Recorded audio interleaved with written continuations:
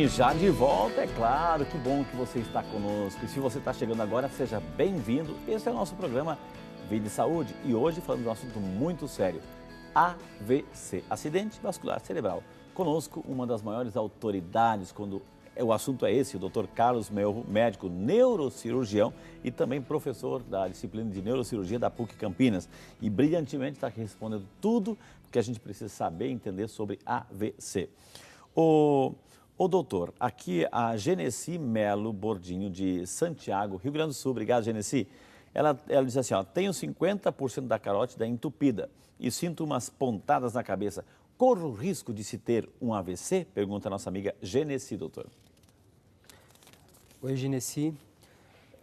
Teoricamente, o risco existe, é um risco maior do que se você tivesse as carótidas Explica, perfeitamente. Onde é que estão as carótidas, assim, só para quem tem caso visualizar o que ela está falando? O sangue, ele chega ao nosso cérebro através de 4 artérias principais, predominantemente. Pelas artérias carótidas, que é uma de cada lado do pescoço, né, que correm do lado da veia jugular, que é a mais famosa, e 2 artérias vertebrais que levam o sangue pela parte posterior de trás da cabeça. E lá dentro do cérebro, esse sistema se junta e distribui o sangue para todo o sistema. Então, a artéria carótida com 50% de obstrução, ela obriga ao tratamento, a tomar os medicamentos corretamente para evitar que essa obstrução progrida. A partir de um determinado ponto onde existe essa obstrução, aí existe a indicação de uma intervenção para que você retire aquela obstrução. Então a chance existe e por isso que eu tenho certeza que ela está medicada, está tomando os remédios corretamente para evitar, diminuir a chance de ter um AVC. Doutor Carlos, um dos objetivos do nosso programa Vida e Saúde é informar, trazer orientações, prevenção, etc. e tirar alguns mitos ou confirmar alguns mitos, enfim. E por isso que a gente traz grandes especialistas. O senhor é uma honra recebê-lo aqui. Muito obrigado. Doutor, muita gente, né, sabe, já aprendeu assim, isquêmico ou hemorrágico, só que a gente não sabe qual é. Mas existe assim, está na cultura popular, que é melhor colocar no bolso, andar no bolso com um AS, ácido acetil salicílico, enfim. Porque dizem que qualquer sintoma, colocam dessa pílula embaixo da língua, enfim, que previne, né? Isso, doutor, procede, não procede, é bom, não é bom? Tire de vez a nossa dúvida, doutor. É correto, a afirmação é correta. O tratamento inicial do AVC isquêmico é você... Isquêmico. É você iniciar com o AS, que ele diminui a formação do coágulo dentro da artéria. Então é correto. Só que nós só teremos certeza de que aquela condição é um AVC e é um AVC isquêmico ou hemorrágico após uma avaliação médica e após um exame complementar. Então, no caso de um AVC hemorrágico, teoricamente, o uso da aspirina, do AS, ele vai produzir um malefício ao invés de um benefício. Por quê? Porque ele diminui a coagulação do sangue. No AVC hemorrágico, a coagulação ela é bem-vinda. No AVC isquêmico, ela é mal-vinda, porque eu quero que aquele coágulo dissolva. E no isquêmico, mas no AVC hemorrágico, não. Eu quero estancar a hemorragia, né? Então, sem o diagnóstico, vira uma chance, uma roleta, um jogo de sorte ou azar. Ele é médico, ele explicou, eu vou explicar, né, do jeito que eu entendi, né? A aspirina, o AS, quando você toma, etc., como você não sabe se é isquêmico ou hemorrágico, para o isquêmico ajuda porque vai dissolver o coágulo, então o sangue vai passar. Mas se for um hemorrágico, vai atrapalhar. Porque o AS, né? Porque vai escorrer sangue demais, gente. Vai escorrer sangue demais. Então, na dúvida, é bom, é uma forma de tratamento, mas quem tem que dizer isso é o médico depois do diagnóstico feito. É isso, doutor? Sim. E outra coisa, teoricamente, vamos voltar à tecla do fator de risco. O paciente que já tem os fatores de risco determinados, definidos... Colesterol, triglicérides, fator obesidade, familiar... hereditariedade.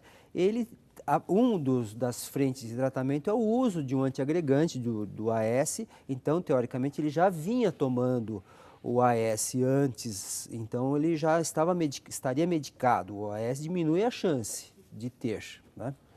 Doutora, aqui vamos lá para Presidente Castelo Branco, Santa Catarina. É a nossa amiga Nelga Kliman Petkov. Espero ter acertado o sobrenome, pelo amor de Deus, me desculpe aí.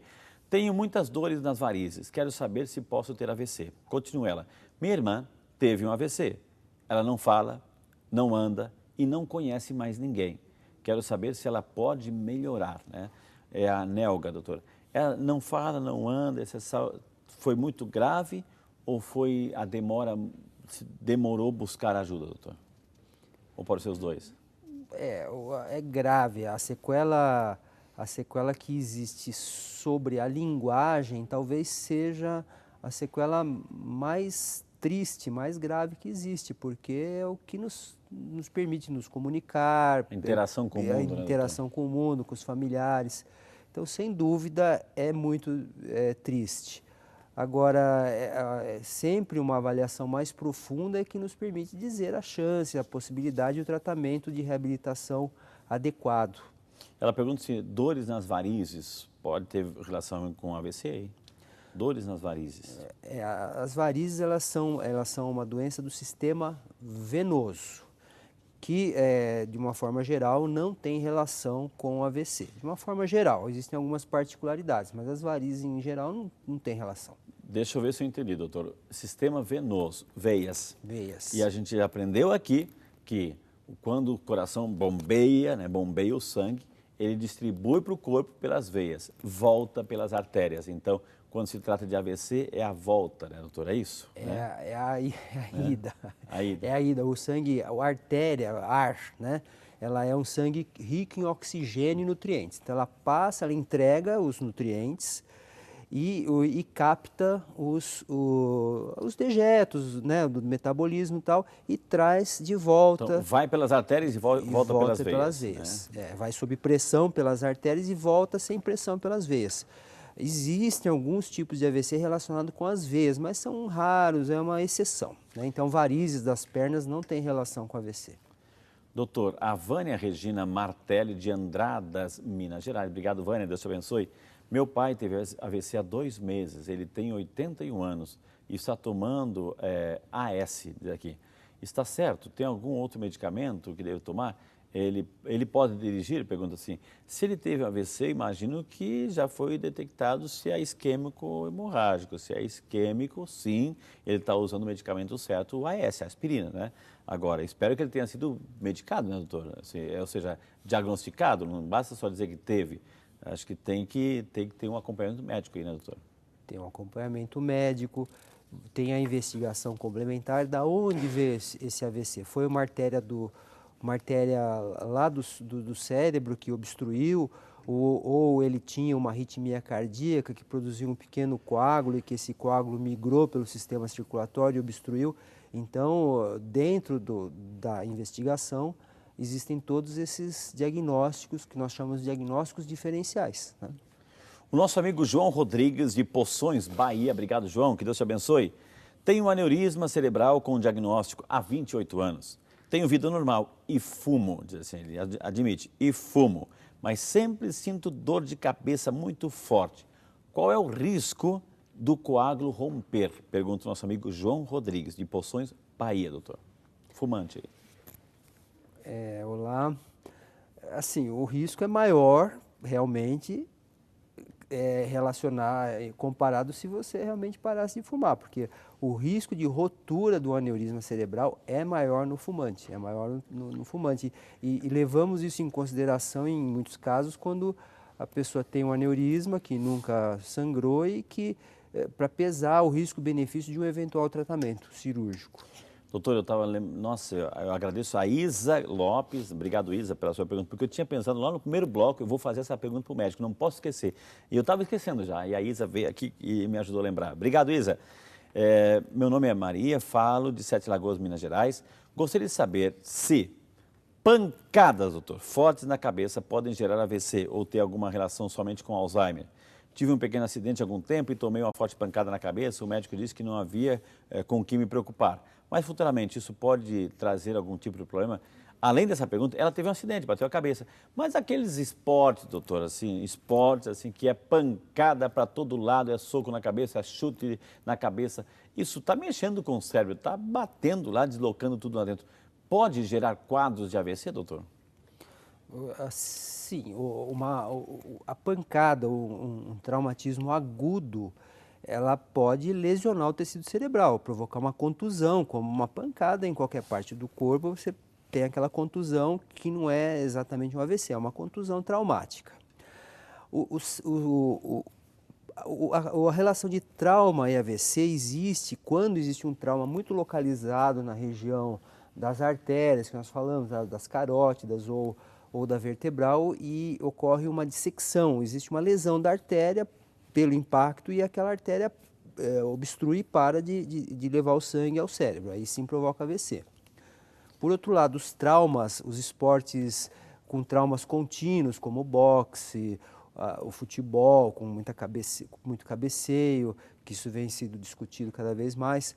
Então, aquele impacto repetitivo, ele pode levar a uma doença crônica do cérebro, principalmente o Alzheimer e a doença de Parkinson. Não necessariamente o AVC, mas pode produzir outras doenças. Meu nome é Messias, tenho 45 anos. Obrigado, Messias. Eu já tive 4 AVCs, sendo o último em abril de 2013. Não tive sequelas graves. Tenho um diagnóstico de hipertrofia cardíaca. Poderia ser o motivo desses repetidos AVCs? Um primeiro foi aos 23 anos, 37, 39 e 43, doutor. É o nosso amigo Messias. Olá, Messias. No seu caso, você é jovem e começou e desenvolveu o primeiro AVC com 22 anos, então ele não é relacionado a uma doença propriamente arterial. Existe, se você tem hipertrofia cardíaca, pode ser realmente a fonte. Por que você tem hipertrofia? O que está acontecendo? O que está levando o seu coração a ser assim? Então é um fator etiológico. A investigação deve levar a uma resposta. Doutor, aqui o Paulo Roberto de Batatais. Obrigado, Paulo Roberto, Deus te abençoe. Mandou aqui uma história aqui. Prezado Frei Rinaldo, doutor, estou ligado sempre no programa de saúde, sou fiel espectador. Ao doutor Carlos também, parabéns pelas explicações. Tenho 60 anos e sempre observei que a preocupação excessiva e a ansiedade têm influências ao problema do AVC e outras doenças. O senhor, como médico renomado, não acha que o AVC está intimamente ligado mais ao tipo de vida que a pessoa exerce com de pensamentos de ansiedade, preocupações excessivas ligadas à vida cotidiana, à corrida tecnológica?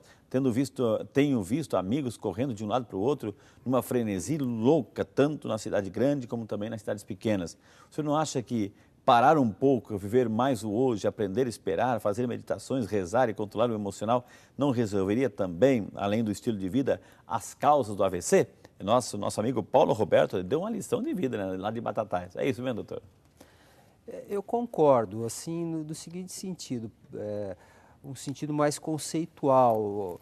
O importante não é o tanto que a gente vive, mas a vida que a gente leva, né? a qualidade, estar próximo aos amigos, à família, e ter uma vida, né, buscar essas boas coisas que foram citadas. Agora, é muito difícil medir o quanto isso pesa, porque as pessoas mais tranquilas e que não são expostas a todo esse estresse também têm AVC. Então, como medir? Como mensurar isso aí? Então, é uma resposta difícil, sem dúvida. É melhor ter um controle, uma adequação alimentar, do estresse, do trabalho, não ser escravo de nenhuma ambição, talvez seja melhor realmente, mas medir isso do ponto de vista científico é difícil. A Matilde Evangelista Delfino de Jaú, São Paulo. Obrigado, Matilde. Eu tive um AVC e não ando mais, não ando mais. Gostaria de saber se é normal ou com exercícios, com fisioterapia, posso desencadear reverter esse quadro? Pergunta nossa amiga Matilde. E não somente a Matilde, mas outros quadros, assim, com exercício, com fisioterapia, etc., com tratamento, essas áreas lesadas, podem ou é para a vida inteira que ela não vai andar mais, doutor? Ou mexer um braço, etc., ou voltar a falar, etc. Assim, cada caso é particular. mas o ser humano ele tem uma capacidade muito grande ou se não houver a recuperação, a readaptação. Nós vemos casos de pessoas com dificuldades extremas e que voltam a ter uma vida produtiva, mesmo que alguma sequela persista. Então, a reabilitação ela é fundamental para que isso aconteça. Ô, doutora, a Eliane Rodrigues, ela teve um AVC. Sofreu um acidente automobilístico, ela também sofreu um acidente automobilístico há 3 anos. Fraturei as vértebras C1 e C2. Segundo os médicos, houve uma interrupção nas artérias da coluna. Corro o risco de ter um outro AVC? Há algum exame que eu possa ser feito para prevenção de um AVC? Não sou hipertensa, não fumo, não bebo, não sou diabética, mas mesmo assim eu já tive um AVC. Faço parte do grupo de risco? Perguntou nossa amiga Eliane Rodrigues, doutor. Olá, Eliane.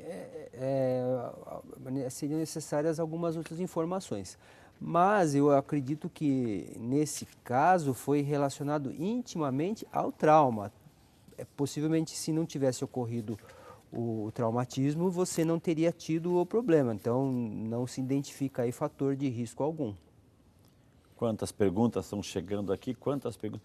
A Marina Márcia Gomes Junqueira, de Caetité, na Bahia. Obrigado, Ana Márcia.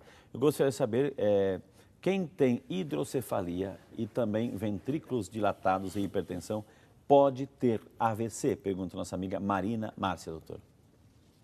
Olá, Marina. A hidrocefalia, ela não tem relação de risco com o AVC. A pessoa que tem hidrocefalia não tem maior chance nem menor chance de desenvolver um AVC. A nossa amiga Maria de Arapiraca, Alagoas. Obrigado, Maria. Deus te abençoe. Minha irmã teve um AVC há 1 ano atrás, ela não anda e a perna esquerda é dormente, dói muito. O que isso pode ser, né? Do lado direito e o esquerdo, né? Então, doutora, ela teve essa questão AVC e não anda, a perna esquerda dormente. E aí? É outro caso onde a reabilitação ela é muito importante. A própria imobilidade, a própria retração daquele membro que não se mexe, isso produz dor.